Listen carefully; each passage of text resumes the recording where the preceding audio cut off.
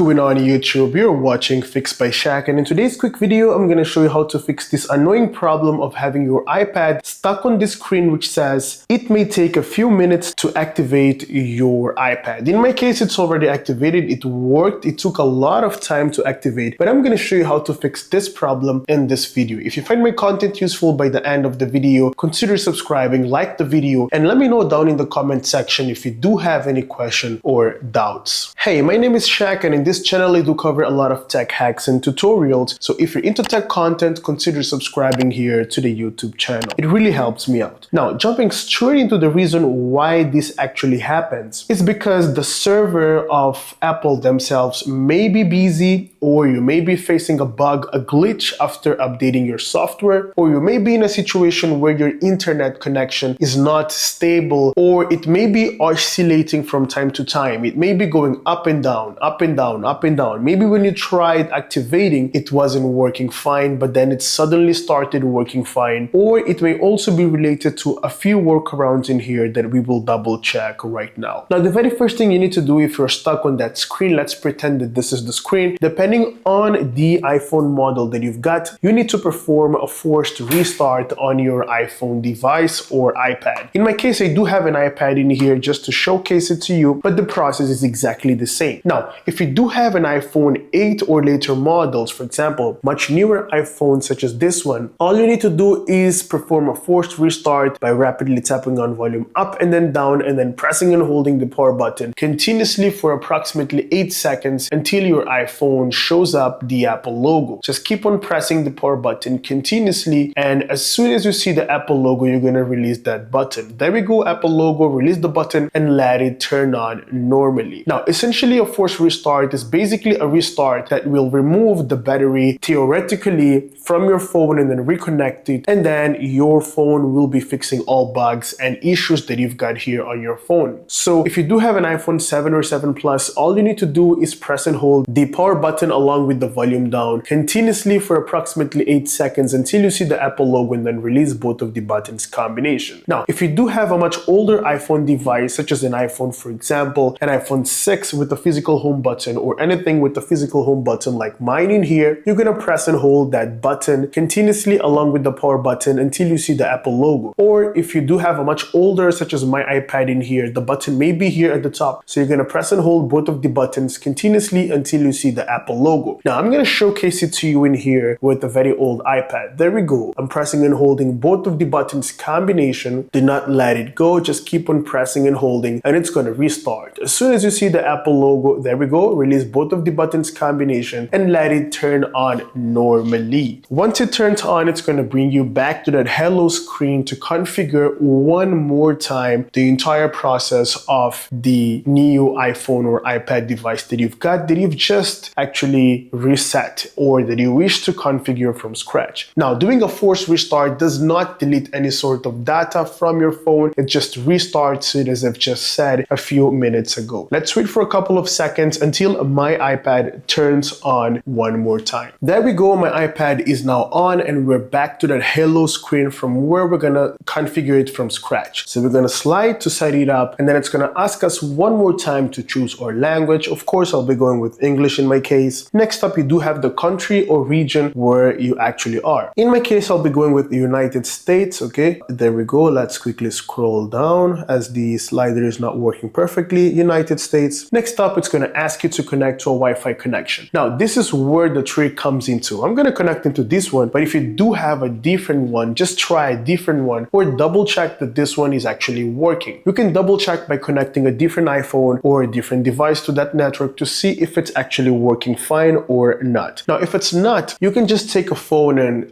turn on a hotspot in here, connect your iPad to that specific hotspot, and then continue the configuration. Now, over here, there's one more thing I want you to check. If none of this help, I want you to double check in here the details of the Wi-Fi connection. For example, if you tap on a specific router, you should have a few DNS settings in here. It's not showing right now because I'm already activated it, but you do have usually an I or something like that that will pretty much give you more details about that specific network, whether the internet is working fine or not. And I want you to double check the DNS configuration. Let me just show it to you on my iPhone in here. Let me just hop into settings real quick. And then I'm connected connected to the Wi-Fi. There we go. Here is my Wi-Fi. Let me tap on I. And then down here, I do have, for example, configure DNS. Let me tap on DNS. And then you need to set this actually to automatic and not on manual. If it's on manual and you do have some information in here, simply delete the information that you do have in here and then set it to automatic, and then go back and try continue the setup process in here. Now I'm just showing it to you in case you do have the I, because for me, it automatically connected to the network because I already activated and it worked for me. Now next up, you want to tap on next and continue the setup process. You want to choose whether you wish to have location services, enable or disable. You can enable location services, and then you need to create a passcode to lock your iPad. In my case, I won't be going with the passcode, so I'll tap on passcode options, don't add a passcode right now, and then continue. I'll be going like this. And then you do have the most interesting part where you need to restore your backup from iTunes, from your iCloud, or if you wish to set it up as a new iPad, you can go with setup as a new iPad, which is exactly what I wish to do right now. Next up, you're gonna select whether you want to log in with your iCloud or not. You need to type in your iCloud. If you do not have one, you can create a new Apple ID iCloud, or you can also tap on don't have an Apple ID and then tap on setup later in here, and then don't use Apple ID, which is not recommended, but just for the sake of this video, I'm just showing you the process on how you can set up. Next up, you need to agree with the terms and conditions, and once you're done, it's going to ask you to turn on Siri. I'll tap on turn on later, and then don't send diagnostics to iPad or to Apple themselves. Tap on get started and you're good to go in here. You've just bypassed that specific problem or bug. It's very common to have bugs and glitches, especially when internet faces a specific issue, glitch throughout the connection process. It's normal to have. So this is exactly how you fix this annoying problem of it may take a few minutes to activate your iPhone or iPad. And if you find my content useful, give it a thumbs up, consider subscribing and like the video. I would like to deeply thank all of you guys for supporting the YouTube channel Fixed by Shaq, where my main aim in here is to help all of you guys fixing tech related issues without spending money, without paying for a technician to a local engineer or anything like that, because in most cases you can actually fix all these issues or most commonly faced issues by your own at your home. Okay, so my aim is to help you guys with tech related content. Thank you for supporting. We've just hit 50,000 subscribers, and all this wouldn't be possible without your support in here. By subscribing, by liking, you actually keep me going, and this really helps me out so I can reach out to more people and consequently help more people facing the same problem as yours. My aim in here is to grow the channel as much as I can so I can reach out to more people, and of course, as I've just said, help out more people here with tech related issues. But of course, it's not easy to do it alone. This is a community. I want you guys to stay here with me, interacting in the comment section within the community tab as well, by visiting the community in here so we can actually interact every single day. And if you have any doubt or any question by any means, feel free to leave it down in the comment section so I can actually reply to you as soon as possible. I really appreciate your help, and I hope we can actually reach 200k subscribers real soon.